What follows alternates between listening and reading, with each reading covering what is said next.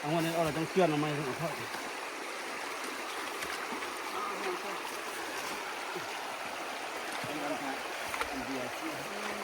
ทีมงานนึงอันนี้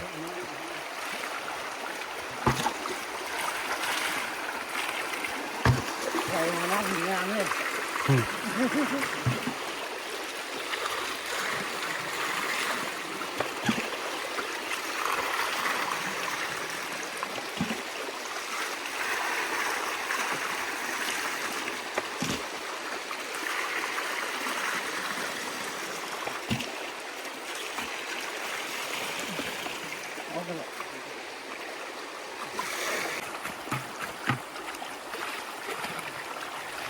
ทีมงานทรายเรื่อง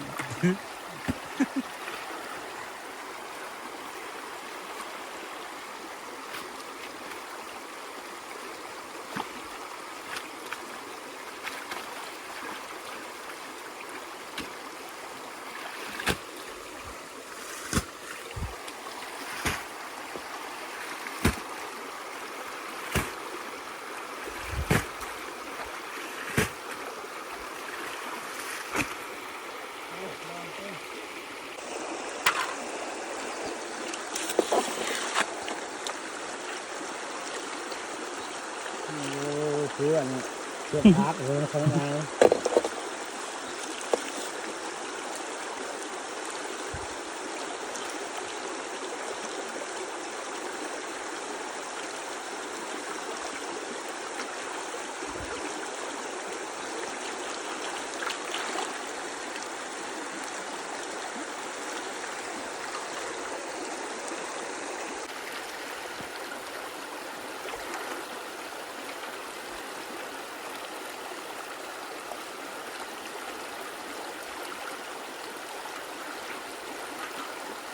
มันมีขี้ตัวดำๆมัน ตูที่รับมา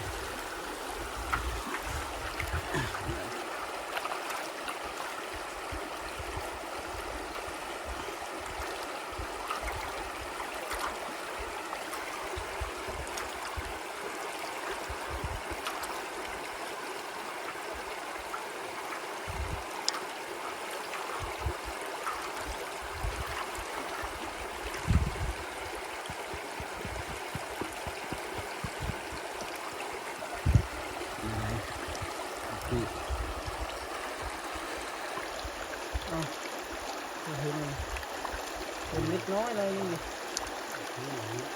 จะให้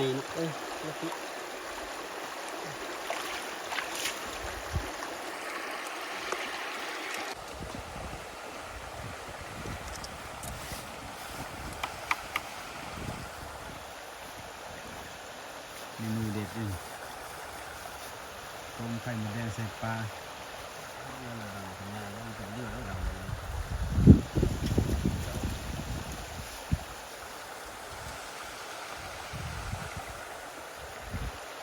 เมนูเด็ดนี่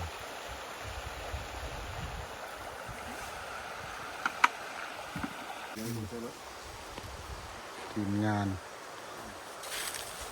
ปาดกับเผาแล้วหั่น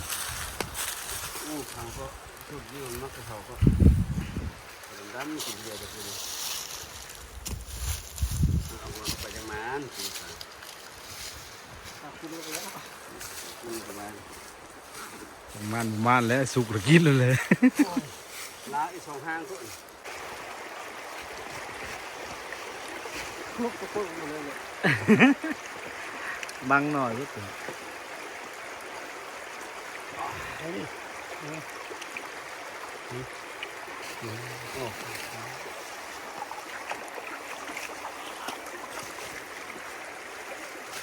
ถ้าลุ้นก็ไว้ลุ้นเพื่อน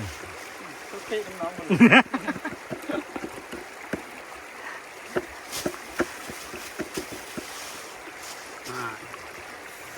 โอ้หัวละดีรถตัวเบอร์ตี้ไข่มดแดงสุกแล้วนะปลาน่ะ อ้าวทีนั้นเลยเอามาเลยไปละ ดูที่ซ่องไข่มดแดงเนาะอ่อนก็ได้อดเลยเดียว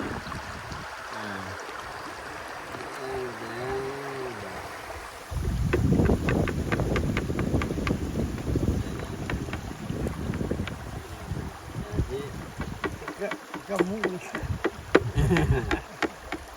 โอ้โหหมดแดงเลยนิด เบอร์ที่ สันนี้เนาะเข้ามา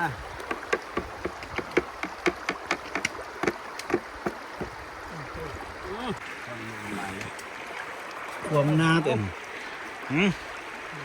ไปอันนี้ ได้ป่าวบรรยากาศทำนี้ของดำ หายไปหมด เทว่าทำนี้เราถือเลยครับ นี่จะมีเอา โอ้บ่วงมากินซะ ครับใช่ อันนี้ลาบกับแม่ไข่มดแดงกับแม่เมนูเด็ดๆนะบ่เด็ดแท้ละเด็ดเอาผักมากับพร้อมก็จะได้เด็ดอ่ะ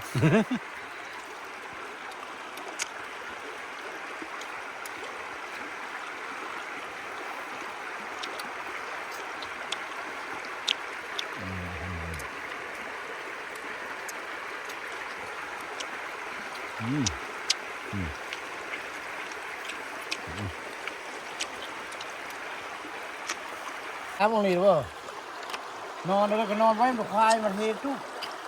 ตอนนี้คลายไฟนี่เลยก็คลายวัดนี่วัดมาได้เพื่อนเลยเดินอ้อมตักไหนแล้วก็มัดมาไฟเลยมันคลายเตะยกยุดลาตีเดี๋ยวคลายหัวเบิ่งเลย